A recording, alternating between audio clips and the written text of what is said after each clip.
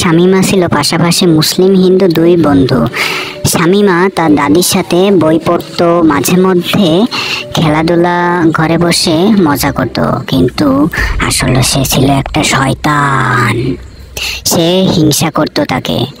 সে ভাবলো তাকে চায়না কোরিয়ার কথা বলে তাকে পাচার করে দেবে সেই দেশে। তাকে ইনফ্লুয়েন্স করার চেষ্টা করত শামীমা।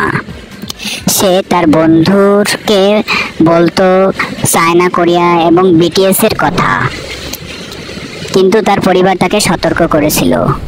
সে একদিন তার বন্ধুর সাথে তাকে মারার প্ল্যান করলো, কিন্তু সে অনেক ভাবার পর ভেবে দেখলো আসলে ও আমার জীবনে কাটা হয়ে গেছে, তাই ওকে মারতে হবে। এজন্য সে পুকুরের পাড়ে এনে ওকে ঠেলে ফেলে দিল।